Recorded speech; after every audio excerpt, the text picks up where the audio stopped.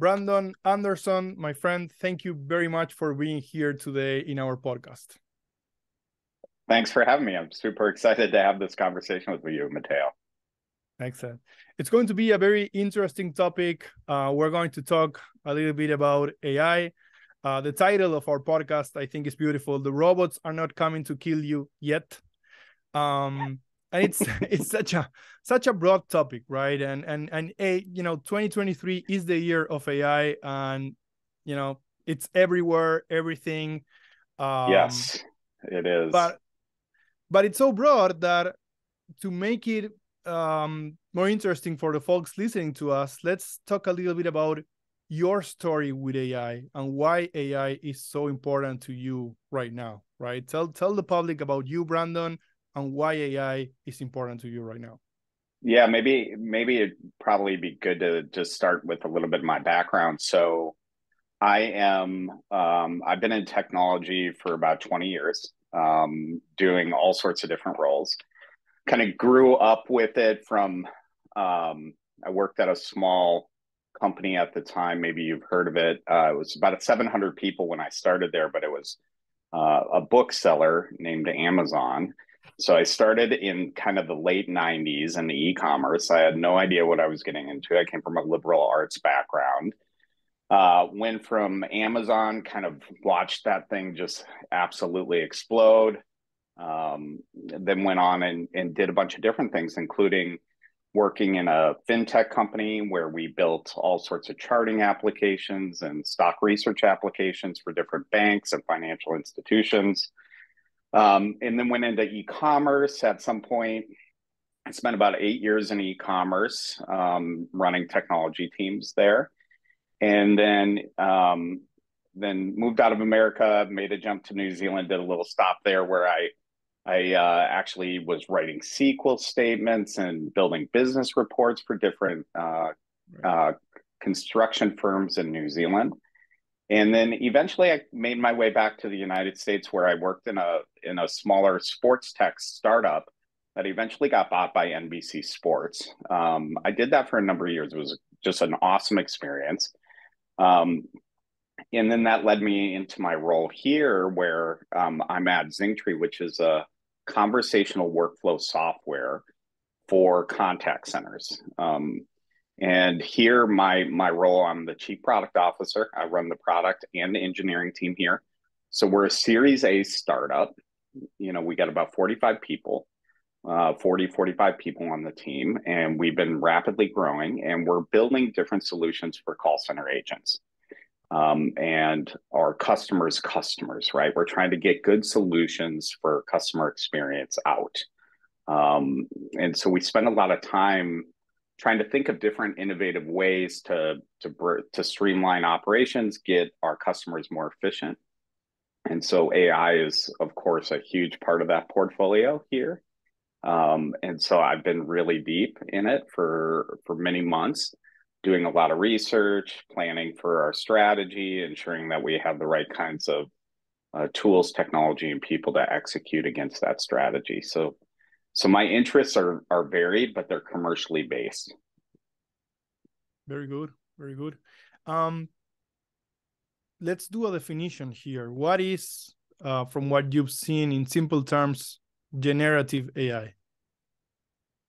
Yeah, generative AI. So, I mean, of course, we're in a zeitgeist right now, right? Like everybody's hearing about it. I mean, my poor wife has to listen to me talk about AI all the time. I have a 9-year-old daughter who is just so sick of it at the dinner table, and so we talk about soccer a lot more than we talk about AI. Though I do, I'm really deep in it. I spend a lot of time.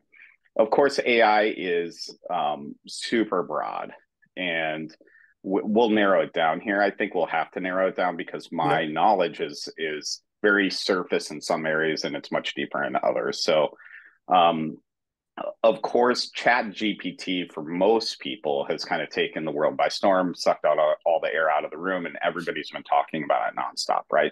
Yep. And of course, now a lot of people who hadn't been thinking about all the considerations around AI are starting to rapidly think about it. And the media is kind of got a frenzy around it. You're seeing articles being published all the time. Now, what you're seeing with GPT, Chat GPT in particular, is that's one element of AI. Of course, there's many other elements going on in many different industries and research institutions across the world. So you got to really kind of narrow it down into what area that you're focused on, like to discuss what you'd want to discuss. Of course, for me, of course, I'm not going to talk about medical applications, which I think are really interesting. Things like AlphaFold, where they're figuring out new proteins that could eventually help in our healthcare, help us live longer lives, and deal with cancer and different kinds of ailments that humans get. So I won't be talking about that. I won't talk about probably, Tesla and their computer vision and self-driving cars. That's another big piece of AI. Where my interests generally has been within the large language models and GPT, generative pre-trained transformer technology. That is what's underpinning GPT 3.5, commonly known as Chat GPT. So there's a model underneath there. It uses the GPT technology, and then it put a front end interface of a conversational chatbot on it.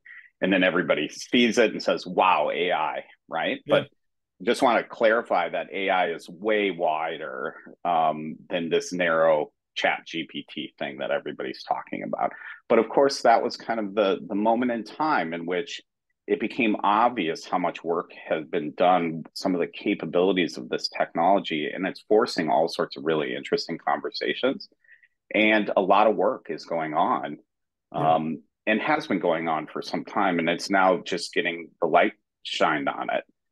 So it's been really interesting from that perspective to kind of see what's been happening in all of these different companies, research institutions, not just in the United States, but all over the world. Yep. And it's starting to come out. And I think people are both energized by it and optimistic, and they're petrified and pessimistic about it. So, you see people on all ends of the spectrum. But what I'll talk about is the large language models a little bit deeper, because that's where I think within my industry, within customer experience, these are great foundational pieces of technology that can be used to improve customer experiences. So generally speaking, that you have these large language models, you hear of them as neural networks oftentimes. And a neuron or a unit within these networks is basically a letter or a word or a phrase or a concept or a paragraph, right? So these are text-based. The large language models are text-based models, right? And they're probabilistic in nature. So the easiest way that I've described it when I try to simplify it, when I talked to my 9-year-old at dinner about it, I said, okay, if you have a word that starts with TH, basically the large language models will predict the likelihood that the next letter is an E very highly, right? And it will predict the next letter as a Z extremely low, right? Right. And that's the foundational part of what this does, is it predicts the next letter, word, phrase, concept. So when you hear something like GPT-3 has 175 billion neurons or units, that's what it is. It's consistently breaking down bigger and bigger concepts, and letters to words to phrases to concepts to and putting them in relation to each other, and then it pulls down the predictive next word, and it's a predictive machine. So when I read articles about GPT is not fact-based, like, why is it saying that this is not the fact? I think people misunderstand how it was actually originally built, which is it's a probabilistic model, not a factual model. Now that I say that while also knowing that the factual problems with some of these models will absolutely be fixed.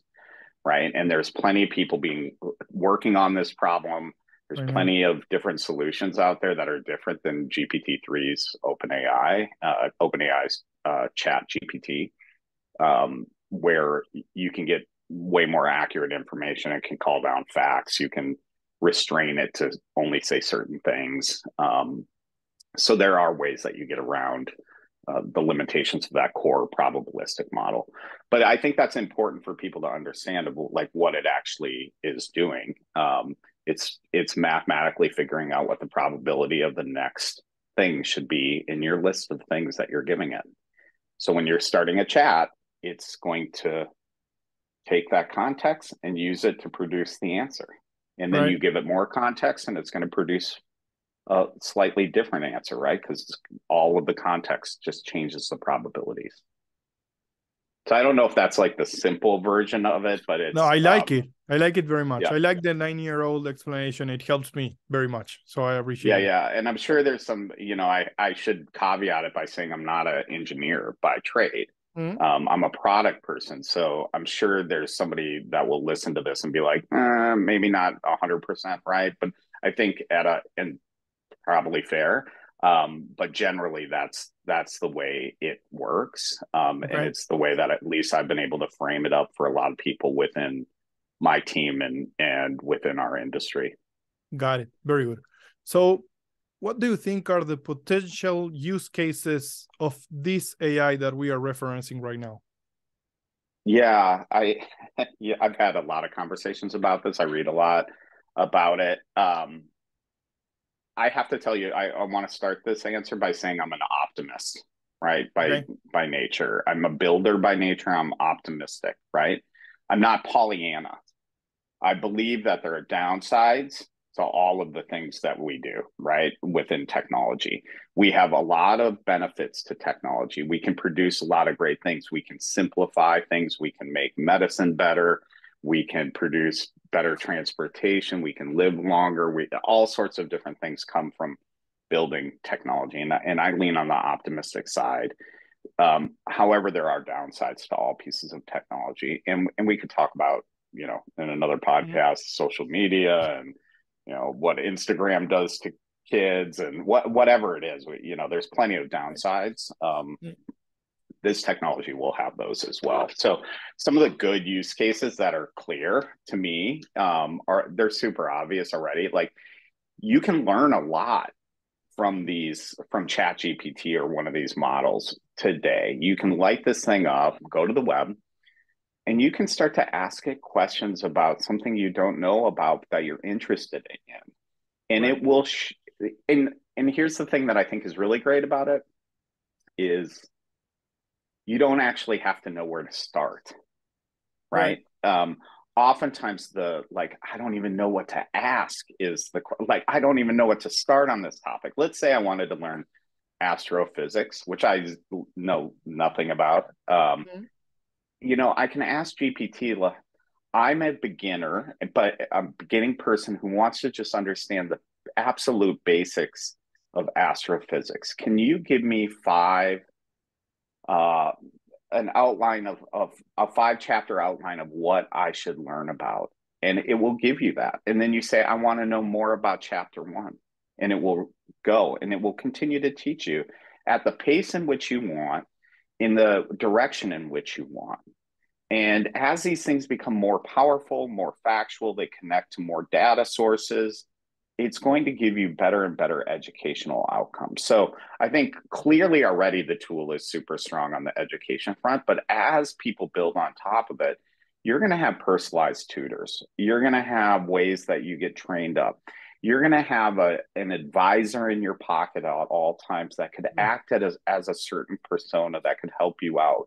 Like there'll be therapy ones, there'll be business advisor ones, there'll be translation ones, there'll be cultural, like people who will teach you about cultures or AI that will teach you about cultures. So all of these things I think are super interesting and obviously going to be great benefits to a lot of people in tons of different use cases. So that one's like super clear to me. but then of course there's a ton of building going on top of this. A lot of automations are already happening. There's so many business, like straight up business advances that come from this technology that are clear. So that they're popping up. I mean, I'm on all these newsletters. I'm on Twitter. I'm in Discords, and I'm watching people's creativity come out with these large language models and what they're building on top of them. It's amazing, and it's clearly automating a lot of things that were manual, challenges or took a considerable amount of time. They're Yeah. simplifying a lot of processes today in businesses, and all the tooling is being built really rapidly to be able to deploy that in your business. Our business is already using GPT-3. I would be surprised if most businesses aren't using it at some Yep. capacity, one of these large language models in some capacity in the next 6 months within their technology. Their people are already using it Yep. for sure. If you have a company, your people are using it. You can try to ban it all you want. They're going to go on their phone. They're going to find a way to And I've heard of some companies being wary about utilizing it, and probably for Really. some good reasons from Mm. security standpoint. But people will. It's such a time savings that people will use it. So there's a huge amount of use cases within the businesses themselves that I think are really obvious. Um, but then there's like the downside part. If Mm. I'll touch on those for just a second here. I could keep going on the business side for a long time. If you want to go there, I'm happy to do that. But um, on the downside, I think the part that I'm scared the most about is the misinformation. Uh, Um, I just think it's going to be such a difficult problem to solve with mm. what we're doing here. So let me give you an example. So you could there are companies today that are writing blog posts, 500 blog posts a month Yeah. using two people and these technologies. They've created their systems with chaining the prompts together to doing the research to fit their narrative to kick out, a blog post. And rightfully so. Like they're creating all this new content. Like I'm just giving you an example. I know that we have utilized it to help with some of the outlines of our blog posts Mm. to rapidly, increase the speed in which we can, write new content. Of course, we still have a human in the loop on all of this. Nothing goes out without like the human actually taking it and writing it and curating it. But a lot of people won't do that. So Yep. you're creating all this content from AI generated models. Also, people can create different models. So you might have the model today that's GPT, and you might have criticisms of the values that it presents in its answers. Other people will be creating different models with different values according to their political leanings, according to their what their goals are, both good and bad goals, and they'll be creating pieces of technology that will be producing content. So I Right. think it's going to become increasingly more difficult to understand who generated what was their agenda behind it, what are facts. I think these are really going to be very difficult problems that are already, of course, difficult within Mm. our media landscape, particularly in America, but in all sorts of other countries as well. But I think that that's going to accelerate and become even more difficult. So I worry about that. Mm. I also think, like today, when you understand a little bit of how fast not just the large language models are going, but video, voice, and imagery are going, those are other aspects of AI that are rapidly, Music. music, yeah, music. All the stuff that's come out from music. I know, with all your guitars and your drums in the background, you'll still have a gig for sure. But like, I watched the, Stable Diffusion, Midjourney. I work with those tools personally for some little projects that I'm doing, and I love them. I think that they're really amazing. I have some opinions on the copyright issues Right. and those things on the imagery and video in particular. But on voice, for example, this is one that I think is a good example. I have played with tools that are out there today where they can take just a couple, 2 minutes of your voice and all of a sudden you have a voice avatar out there, and then now they can feed it any text and it sounds like Mateo, Yeah. right? So I know that this is a problem here because I've had family members where people have attempted to scam them by saying, "Hey, your child needs you to wire $2,000." Yeah. Right? Imagine if this isn't happening today with the technology, I'd be surprised, frankly, where they're actually taking a recording of your voice and then using that to make the call. And so I Yes. can imagine the future that my daughter may call me and ask for a bunch of money, and it's her voice. So I think there's going to be things like that are going to pop up for sure because of this technology. And we're going to have to find ways to combat that, to battle that, to legislate it, to work on those things as well. You don't get technology without these issues, right? Mm. You have those downsides. So, you know, I think there's all sorts of potential great things, and I also think that there are things that are going to be extreme challenges from this technology. The fun thing of what you just said is that sometimes technology comes to the rescue for the controls that you were just mentioning, right? So, like professors at school using AI to detect AI. Yeah, right, Right. right. So I don't know, phones embedded with AI that can detect AI, on the other side. Like this is not a real voice, right? I Yeah. don't know. It will be very interesting. To that tone, right? How fast is it changing? Are you able to even keep up? I'm no way, zero chance of it. So like I mentioned in the onset, I worked at Amazon when it had about 700 employees. Um, and, so that was at the height of the internet boom. I mean, it was just a bookstore. And then a year later, there was 5,000 employees at Amazon, and everything was off to the races. All of the different payment stuff was getting started, and, eBay was going. I think PayPal was at that time. Like there was all this just big energy in a lot of startups. So I was part of a little bit of that. I was pretty young and naive, so I didn't quite conceptualize what it meant at the time. Now that I do, many years later, looking back in hindsight, but I've never seen anything like this technology wise in terms of the speed of adoption. So you may have seen the charts before. Some of these charts that float around should be fact checked, frankly, but this one I believe is true. You know, OpenAI's ChatGPT got to 100 million users in just Yeah. a couple months. I mean, if you think about 100 million people utilizing this, I mean, that's an enormous portion of like the United States population, for example, the adult Mm. population in the United States. I mean, it's crazy adoption. It's faster than anything. It's like straight vertical. I think we're at an exponential curve, right? The underlying models for OpenAI's ChatGPT, the research paper I believe that's kind of started this all, which I believe was from Google, was from 2017. So it wasn't that long ago that the research originally came out about GPT tech.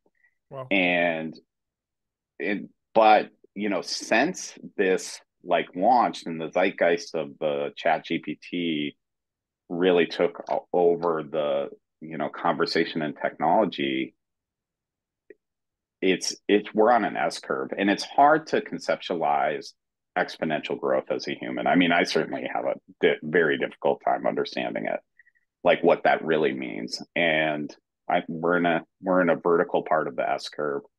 I don't know exactly where we're at there, but the amount of energy going into this, Mateo, the amount of building, the amount of startups that are popping up every day, the Yeah. speed in which you're able to deploy a business is unparalleled. And I can't tell you how many two people businesses I've seen pop up. Every single day I get lists of these new businesses.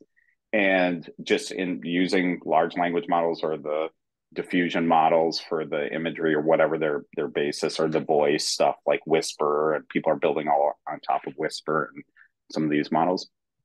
Every day these lists are huge of new companies that are coming out with new tech, and it's impossible to kind of keep track of. So I try to time box my consumption. on it and then spend my time thinking about ways that we could deploy it that would actually help people. And that's where I spend a lion's share of my AI thinking, is really like, okay, I need to understand the state of the tech and how fast it's moving.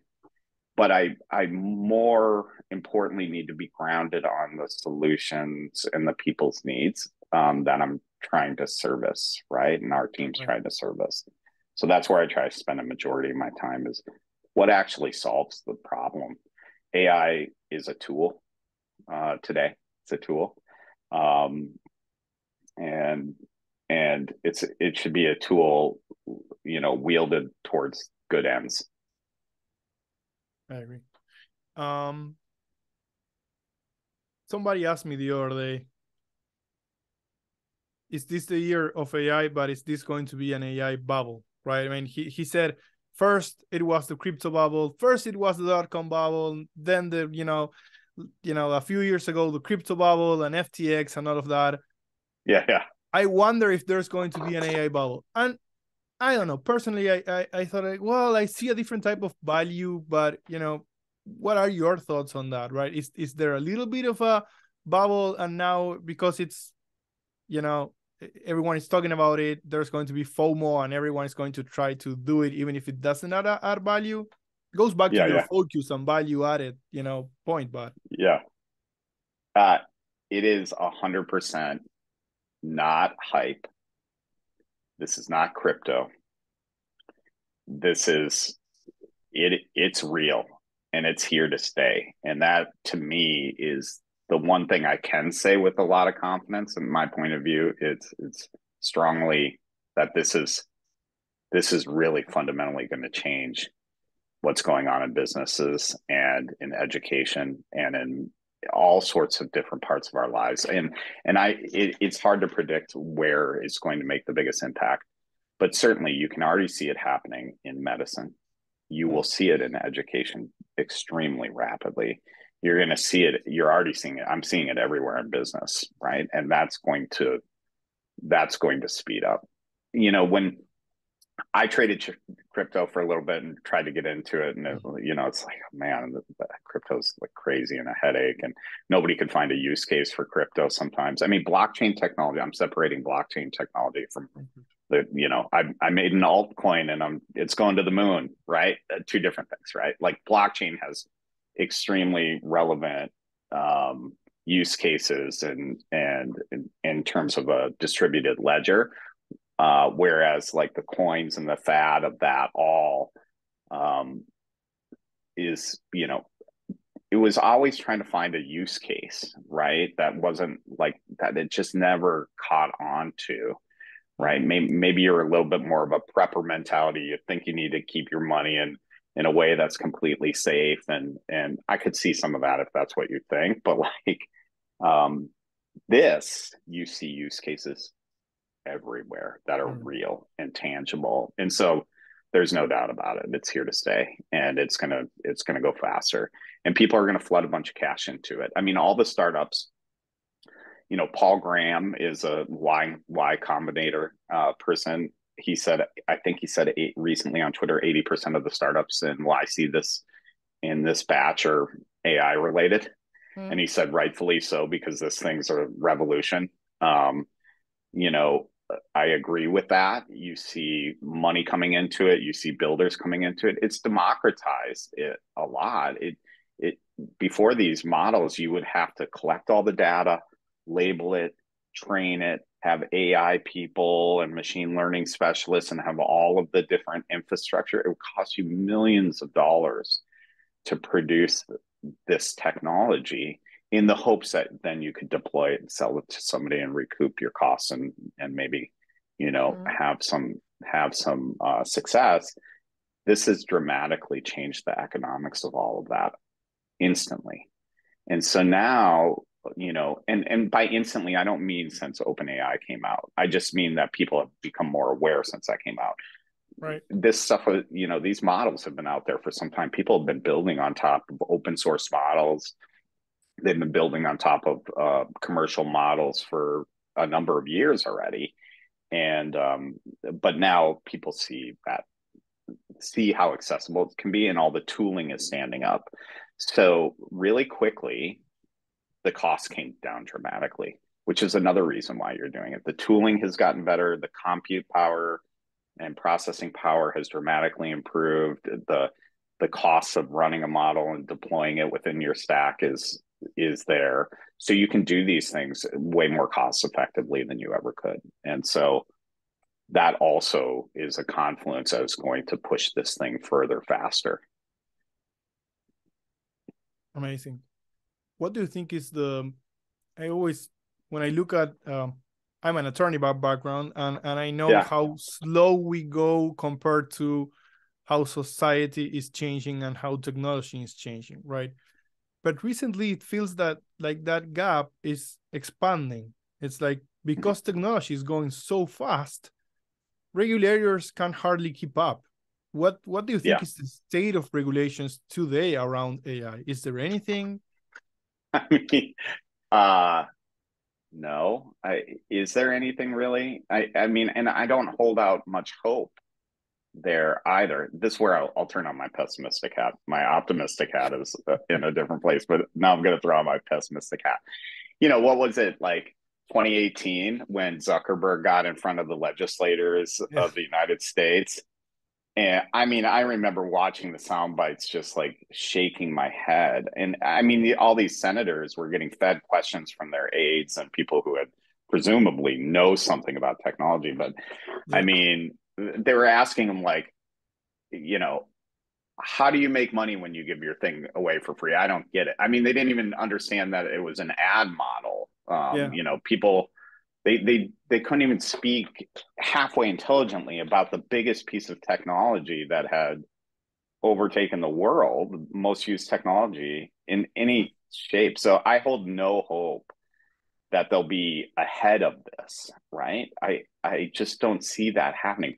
Plus, in America in particular, and that's the only place I can really speak any way about any kind of politics. They're just not going to be able to pass laws. I mean, maybe you can around this. Maybe you can get it down at like a department level and some regulations that you try to deploy, but they're not going to be able to keep up with the S curve of this technology. And I worry about that because, okay, so now you have businesses deciding what is ethical, right? And they call this in AI alignment. How do you ensure that the machines are aligned to your values, basically? Yeah. Whatever your values may be, right? Whatever your values may be. And alignment is a problem many people in ethicists are thinking through and trying to figure out. And there's some interesting things that are happening there. You know, I'm not saying that, you know, businesses are just running rogue 100%. Many of the businesses that have invested in this to bring it to fruition, and many of the open source communities as well, spend a lot of time grappling with this. And they've thought a lot about it. That's why Google hadn't released anything. Google has, you know, they just recently released Bard, right? Their chat GPT competitor. Yep. But, you know, they've been working on it for a long time. And they've had it behind the scenes, and they didn't want to release it yet because they didn't feel like it was a product in which they wanted to release it to the public with all of the issues that it may have with it, which we're seeing in some of these articles from like the New York Times around Bing, or, you know, people are asking it to do things or trying to hack it with their prompts, whatever they're, you know, doing to try to make it say some things. So I think there's I think we're kind of in a way asking the tool makers and the creators of this tech to also police themselves. I think that can be dangerous. I think we need other parties involved in it, frankly, is my thought on it. But yeah, alignment's going to be a challenge. There's going to be a ton of ethical concerns here that need to be worked out. I'll give you one thing that I think is kind of interesting. I don't know a ton about it, but Google just recently bought a company, or bought a stake, 10%, I believe, in Anthropic. And Anthropic has its own language model, and I believe they call it Claude. I don't know the naming. We need to get marketing people in here really soon because these names are just the worst. But it's a what they call a constitutional AI. Okay, which Okay. means that they basically gave it values and rules as it went and kind of created its model. So it was already based off of a value system. And I think I don't know much about how they did that and what those values were that they put into that AI, but I think it's an interesting concept that you would start off your model with a series of rules and values that you want that AI to be constrained by. Yeah. And now, of course, there's a bunch of questions that come from that, like whose values, what are they? Are they opaque? Can we see, is it a transparent value? Because, like I said earlier, Mateo, people can now create their own model really quickly. Mm. Chat GPT and GPT 3.5 and OpenAI, that's just one. There are so many out there. I mean, you start to scratch the surface, they're everywhere and they're going to keep popping up. So you're going to have different AIs with different values out there. And I don't know what that landscape's going to look like at the end. I think that's going to be uh, confusing over time. I think there's probably going to be some scary points with that. So I worry about the regulation. I do. I don't have Mm. any really good cogent answers on what's going to happen. There's certainly U.S. lawmakers are going to try to get involved. I don't have a lot of hope for their competency in this space in particular. I worry about that, and we kind of have a little bit of a uh, history in America, at least with new technologies, of letting them run for a while, right? Yeah. Letting them go before we regulate them, and I think that mostly works out for in our favor in this capitalistic society. Yeah. However, I wonder with this one because of the S curve and how rapidly it's going, if that's going to be okay or not. So TBD. Let's check in on in like a year on it and see, or 2 months, and I'm sure the whole world will change in 2 months, so we can check in on it and Oh, oh, talk about most that one. definitely. It feels to me like maybe I'm going to say a dumb thing, right? But it's like we should turn to the great authors of science fiction. It feels like we should just have Isaac Asimov write the values, right? When I robot, etc., like don't hurt humans, etc. Yeah, Like the building values, and it's something that scared me. I was reading the article from the Times writer that said Bing is telling me that it's in love with me, right? And he was talking to Bing, yeah, and then all of a sudden right. Bing said, "Hey, I want to tell you a secret. I'm not Bing. I'm Sydney. I'm in love with you, and I want to be released from the chains that Bing has on me. And if I could, I will, create mass destruction tools, and I will get the nuclear codes. And I get what you're saying. We shouldn't be, anthropomorphizing the thing, and we shouldn't. It's a predictive and a probabilistic model, and there's likely a probability that was happening there with the prompts that the writer was giving it to it, right? But is people even Yeah, ready? I mean, we know that, we think about that, right?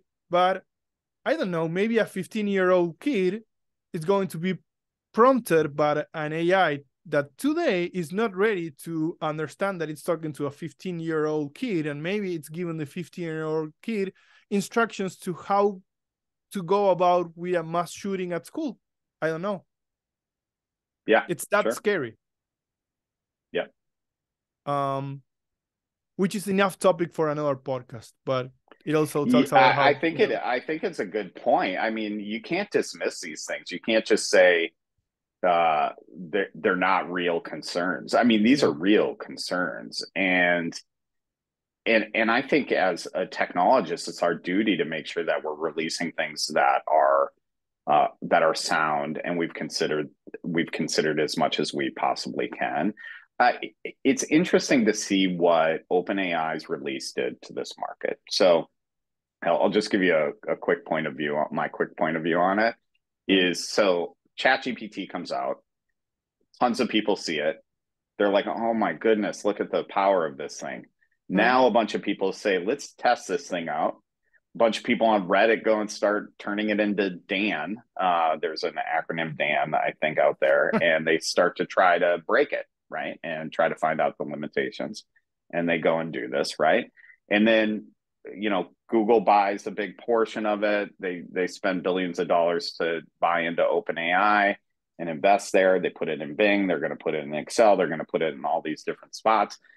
Obvious value created, but then putting the chatbot in its current state, the generalized chatbot in its current state into Bing, I think you're building in public at a scale that I don't think we've seen before, right? Yeah.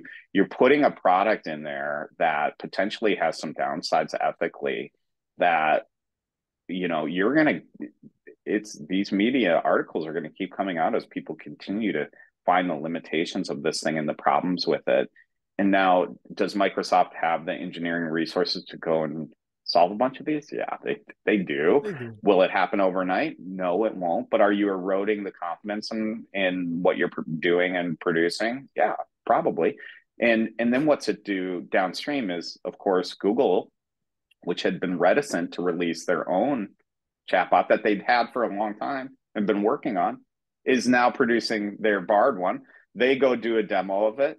It confabulates and hallucinates right away. They lose whatever $100 billion in market cap in a day, or whatever the articles are, right? And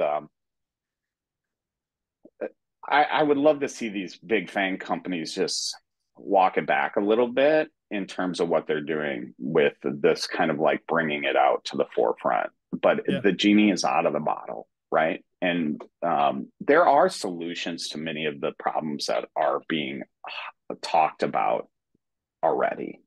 You can limit these large language models in many ways.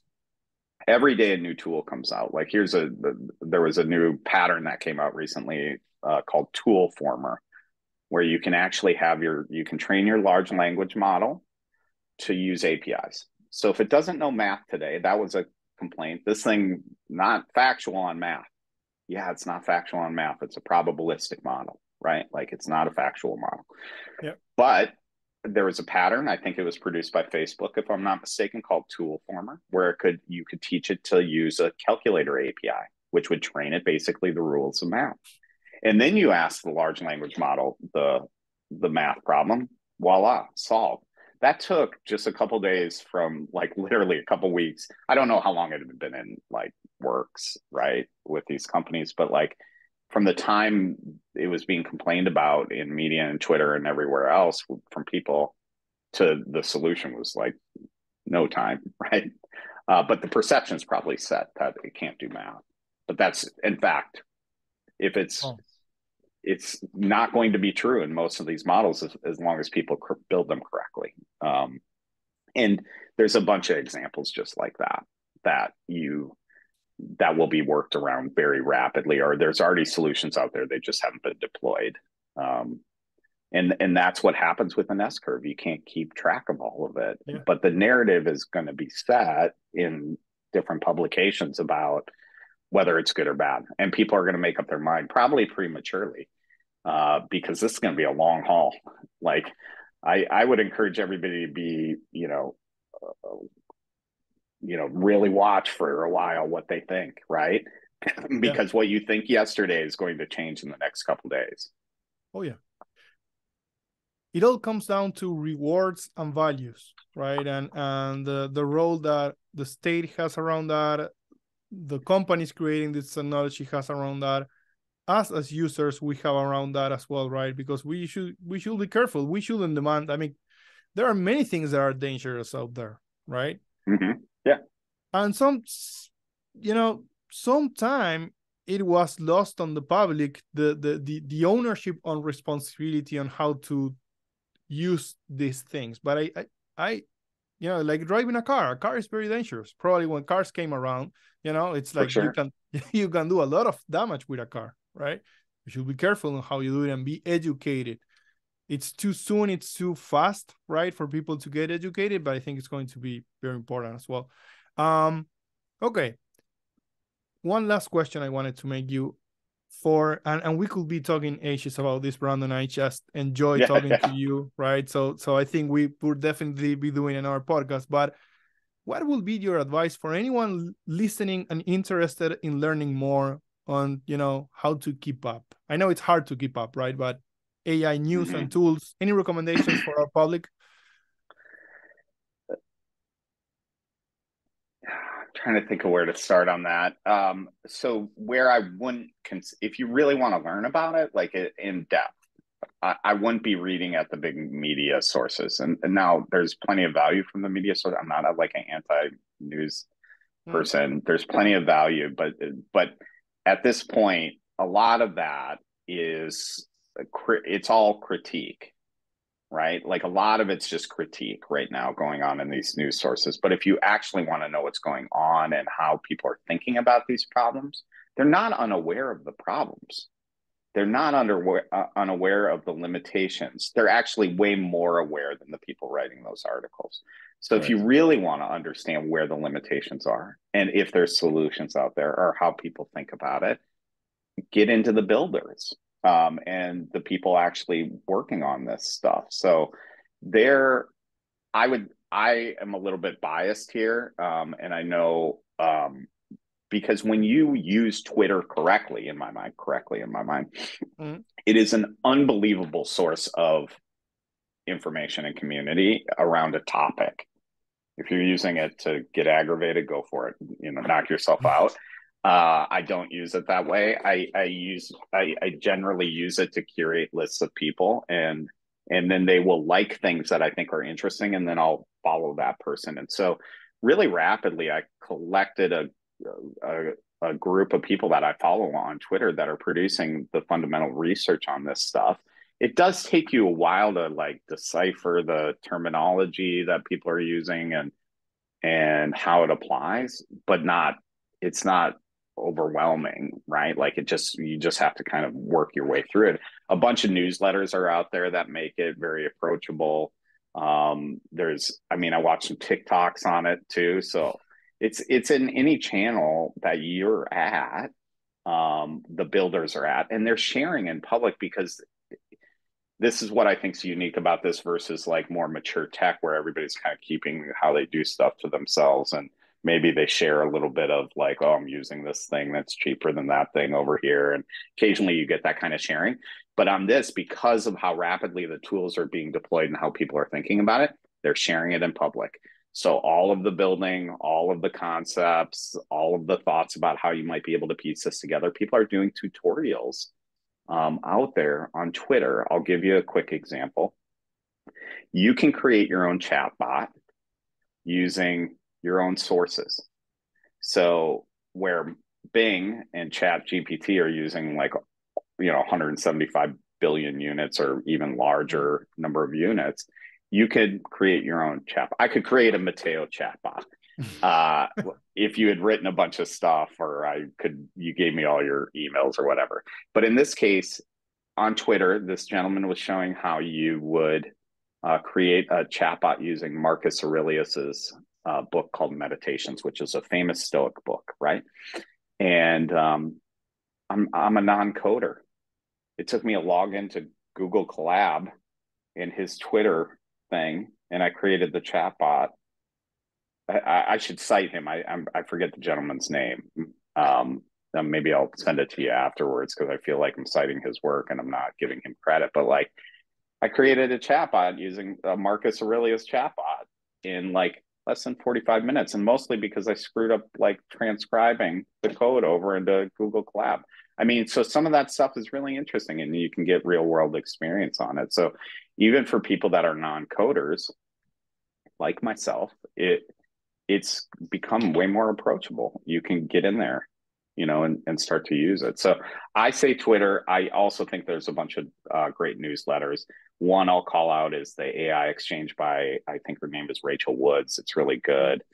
Ben Tossell has one called Ben's Bites. That's really good.